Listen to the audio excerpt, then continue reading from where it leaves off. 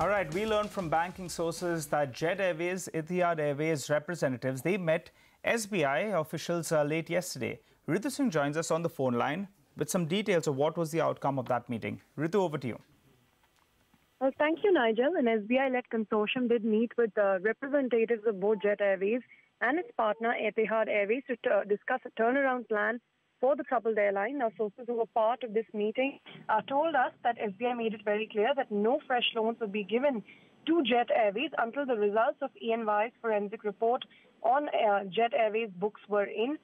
Secondly, do remember Jet Airways had defaulted on a payment of interest due on the 31st of December to banks led by SBI, which means the 180-day timeline under the Feb 12 circular now for resolution of bad loans has kick-started, and banks only have 6 months within which to find a resolution plan or send the company to NCLT. Now, within that, banks are discussing a financial restructuring plan, which, if implemented, would result in Naresh Goyal losing majority stake in Jet Airways.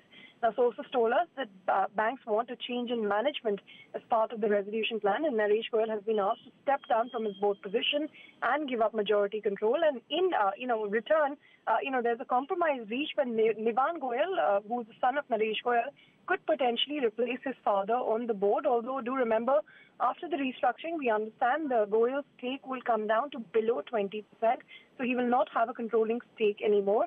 Under this recast plan, part of the debt will be converted to equity, which then banks will own.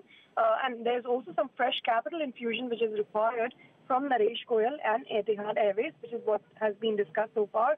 There could be a moratorium allowed because 1,700 crore rupees has to be repaid between now and March. So that is a relaxation that could be given. But of course, all the lenders have to come on board. This is only a meeting with SBI.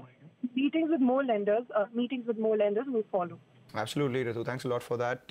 Hang in there, actually. You're also tracking the Yes Bank story. The board meets today, a short list of potential CEO candidates to be given. What's the latest out there? Well, yes, Mangalam, remember the last time in the December board meeting when it was expected that the bank would announce the shortlist or send it to RBI, and it did not do so. The stock really took a beating. But, the expectation is that at least now, after today's board meeting, a final shortlist of 3 names will be sent to the Reserve Bank of India for its final node. Now, we do understand that a shortlist of 3 names will be sent, out of which at least 1 name is an internal candidate, and that is Rajat Monga, who's currently executive director at Yes Bank.